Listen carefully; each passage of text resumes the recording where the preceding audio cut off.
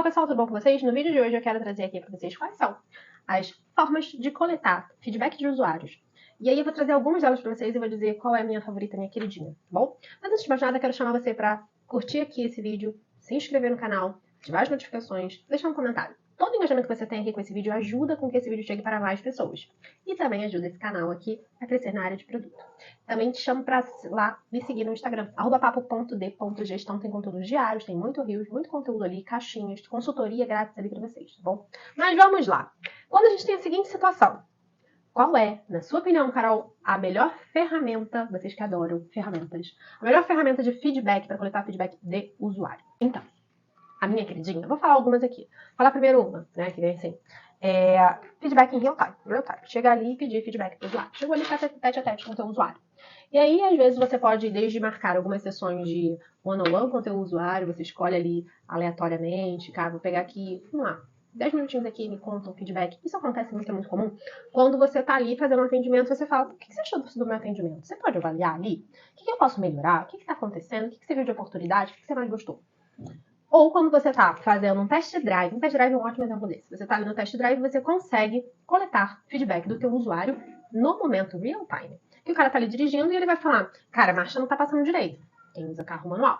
E, gente, esse barulho está muito diferente, não muito confortável esse carro. Você vai coletando feedback da experiência desse usuário ao mesmo tempo que ele está fazendo uma ação, tá? Qual a complexidade disso? Tirando alguns produtos físicos, como por exemplo, a parte de quando você está no atendimento, você está fazendo uma compra assistida, quando você está ali fazendo um test drive, você consegue coletar essa informação. Se eu tenho um produto, um aplicativo, alguma coisa, essa parte, essa interação, contato ali, real time, ela fica um pouco mais complexa. Não quer dizer que seja impossível. Você pode pegar e fazer ali como usuário, fazer, bom, vamos fazer uma navegação guiada? Vamos entrar aqui comigo no Teams ou no Meet, etc. 10 minutinhos, você vai acessar. Os testes de usabilidade fazem muito isso. Aqueles testes onde você marca um tempo com o usuário, geralmente tem duas pessoas ali, uma da área de Product Design, etc. E eles vão pedindo para o usuário fazer algumas missões, e o usuário ali na tela vai fazendo, e você vai pegando a percepção, o feedback ali no tempo real, tá? Tem as suas complexidades, tá? Geralmente você precisa ter uma moeda de troca para esse usuário também. Então, quando participa dessas pesquisas, geralmente é um voucher, geralmente você precisa também ou ter ali uma empresa, ou alguma área, ou, por exemplo, Research Ops, uma área que vai ajudar a guiar essas pesquisas, tá? Então, se tem, é muito legal, porque você vê na hora a reação desse usuário. Então, a missão ali, preciso que você faça uma inscrição num curso. E ele caiu na home. Então, você vai ver ali o caminho dele, você vai entender as dúvidas. De novo, você não vai vedar, mas você vai entender a percepção como ele está indo ali. Tá bom? Outra forma de você fazer isso, essa interação ali em tempo real, é você dar uma olhada. Aí acaba não sendo em tempo real, né?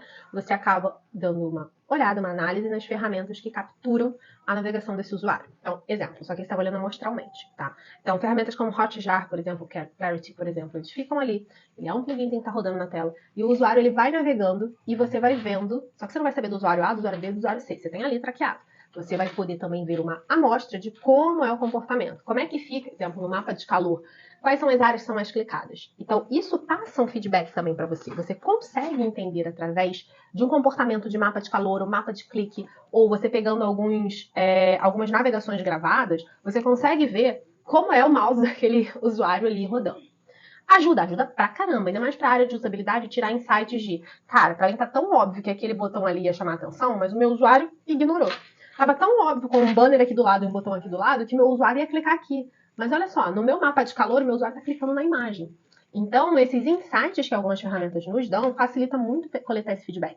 E não necessariamente você precisa ter ali uma área fazendo uma pesquisa um a um com o teu usuário, ou você vendo ele rodando ali a tela e você vendo a jornada com ele ao vivo, tá? É uma outra forma também. Plataformas de pesquisa. Plataformas de pesquisa a gente pode ter desde aquelas empresas que a gente vai ali e fala para, olha, eu quero contratar uma pesquisa em relação ao meu aplicativo, em relação ao meu produto, e ele vai lá e conduz todo o processo.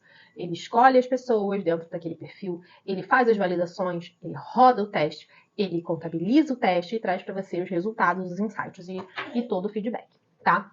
De novo, prós e contras. Uma outra forma de plataformas aqui, e aí, por exemplo, agora uma outra forma são as plataformas que a gente de pesquisa ali, que são online. Então, exemplo, Google Forms, o próprio Typeform, SurveyMonkey, tem várias onde você vai ter que direcionar qual fluxo ali. Em geral, essas a gente consegue ter uma visão quantitativa, né? Então, eu não estou vendo ali o traço que o meu usuário fez, mas eu consigo ter, através das perguntas, entender alguns insights. Prós e contras desse. Essa é uma parte um pouco mais fria, né? Diferente de você estar olhando visualmente onde o teu usuário está indo, se você não faz as perguntas certas ali dentro daquele formulário, ou você está enviesando, ou você está deixando uma área muito descoberta. Ou você vai estar ali perguntando um item A, que na verdade, se o seu usuário ele fosse rodar a navegação, ele nunca iria fazer aquele processo que você está sugerindo. Tá? Então, eu fico com mixed feelings em relação a essas plataformas de pesquisa. Elas são super importantes quando a gente precisa de uma validação quantitativa, para ver se tem uma relevância estatística para algo. Agora, quando eu preciso saber ali como está determinado comportamento, como é que o usuário está reagindo a determinada ação, vale muito, na minha opinião, pegar o feedback desse cara de uma forma um pouco mais direta, ou eu olhando, ou fazendo, se eu conseguir fazer esse one-on-one com esse usuário, ou eu olhar uma navegação, eu olhar um comportamento amostral da navegação, tá? Porque eu tô vendo o que ele tá fazendo ali. E isso, para uma usabilidade, ajuda muito. Então, importante, as ferramentas que vocês forem olhar para fazer formulários, para você disparar essas pesquisas, é importante você entender como são feitas as devolutivas de dados dessas ferramentas. Elas precisam ser robustas o suficiente para que você consiga exportar CSV, vocês consigam fazer integrações para vocês manipularem, que eu digo no sentido de trabalhar aqueles dados, beleza? E encontrar ali as informações que vocês precisam.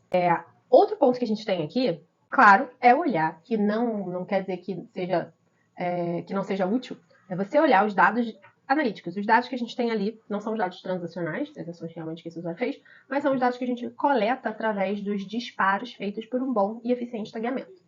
Então, quando eu olho para um GA e eu vejo ali qual é a origem do meu usuário, para onde ele está indo, quantos cliques eu tive, quantos cliques no botão de compra foram realizados, de onde esse usuário veio, qual foi o tempo de permanência, quantas sessões ele entrou, essas informações elas me dão um desenho. Ela não me dá o big picture, ela não me dá o desenho todo pintado. Ela me dá aqueles pontinhos. Eu posso conectar os pontos e encontrar uma forma. Então, se a gente for pensar do mais denso para o menos denso, quando eu olho 10 minutinhos com o meu usuário, vendo a navegação dele, com ali as perguntas, entendendo, etc., eu tenho uma visão do todo muito bem detalhada. Eu tenho uma pintura maravilhosa. E aí eu vou descendo nas ferramentas. Quando eu olho para uma ferramenta de mapa de calor, eu tenho ali algumas pinceladas, já consigo ver algumas cores, já consigo ver alguns contornos ali.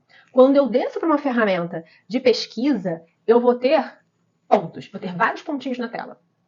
Mas esses pontos na tela eu posso juntar eles das formas mais diversas e não necessariamente eu vou trazer o mesmo desenho que estava lá. Se eu botar uma pintura com um monte de pontinhos e falar para você ligue todos os pontos, não necessariamente era da pintura, porque eu não estou tendo a junção dos dois mundos. E aí, quando eu olho para as integrações de dados ali, olhando GA, olhando todos os tagueamentos, eu tenho uma visão também, eu tenho os pontinhos. Mas eu não tenho a big picture, tá? Porque o comportamento, ele vaza um pouco disso, tá bom? Quando a gente consegue ter ali o famoso me dizer o que você está achando, que é durante a navegação do usuário perguntar para ele e ser muito assertiva, muito sniper nos momentos da navegação, eu consigo pegar. No momento que ele está irritado com a minha aplicação, eu vou receber um feedback ali. Então, claro que você não precisa ser chato, tá? Pulando toda hora na tela. Mas o feedback que você pede para o usuário durante ou após uma determinada ação, você consegue trazer ali uma foto, de novo, uma foto daquele momento. Então, exemplo, porque eu acho esse aqui interessante. A gente subiu agora feedback e eu particularmente achava que a gente não ia ter adesão, porque a gente botou o feedback numa área, né, da página, lá embaixo. No desktop ela fica ali embaixo. No mobile você tem que dar 2 scrolls e ela tá ali embaixo. E eu falei, bom, cara, a gente não deve ter tanto feedback. Em um mês a gente teve mais de 1000 respostas dentro dali. Ele começa aquele basicão, tá? A gente não cobrou muito. A gente botou a estrelinha de 1 a 5, nível de satisfação e um espaço para deixar o feedback. E eu falei, cara, a galera só vai na estrelinha. Não, a galera vai na estrelinha e responde também, não é obrigatório. Isso trouxe alguns insights, dependendo do momento que esse usuário está na jornada. Se esse usuário, ele acabou de ter uma experiência legal, por exemplo, a documentação dele foi aprovada rapidamente, ele vai elogiar. Pô, muito bom, meu documento foi aprovado em tantos minutos. Se ele acabou de ter uma experiência ruim que o documento dele foi negado, ele vai botar ali e vai falar. Então, a gente consegue pegar algumas percepções de uma foto daquilo ali, tá? Consegue trazer pra gente tanto dado qualitativo quanto quantitativo, dependendo de como você vai colocar. Então, um feedback ali, a gente coloca dentro da aplicação, temos que ter o cuidado dele não ser intrusivo o suficiente para o usuário cansar e achar aquilo chato. Sabe aquele negócio, quer dar seu feedback agora? E agora? Isso acontece com os aplicativos, né? Vem lá, quer avaliar 5 estrelas? Cara, se você está no meio de uma ação, mas você não quer avaliar 5 estrelas agora. Talvez se fosse um outro momento, por exemplo, depois que você ganhou um cashback, você ali, tudo bem que você está tendenciando. Mas tem momentos e momentos. Então, o gatilho aqui é, que momento eu posso botar aquele feedback e ele não fique popando na tela do usuário? mas que se ele se sentir ali legitimamente, né, à vontade, ele vai lá escrever, tá? E os testes de usabilidade, eles são importantes também para a gente coletar, bom? Mas quando eu olho os testes de usabilidade, de novo, eu tenho que entender que eu estou pegando uma amostra, como todos os outros modelos que a gente está fazendo. Os testes de usabilidade, eu às vezes não estou à vera com o negócio em produção. Então eu vou fazer ali, eu posso montar um protótipo, colocar ele numa ferramenta como um Maze da vida, e vou a campo e vou falar, supondo que você tem essa aqui, o que você faria? Ele tá ali no ambiente controlado, eu brinco que é um elefante putiforme descendo num plano inclinado. É um ambiente totalmente controlado.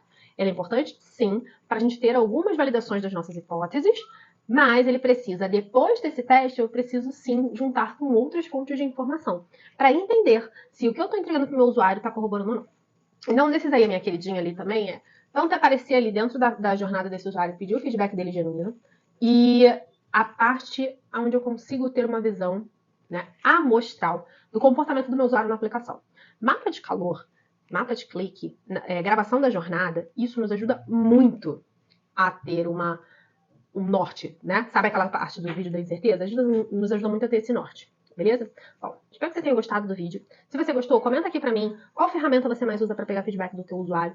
Deixa nos comentários outras pra gente poder trocar. Lembra de dar o seu like no vídeo. Se não gostou, me conta também por quê. O que você não concordou desse vídeo. Compartilhe e se inscreva no canal, tá bom? Valeu, tchau, tchau!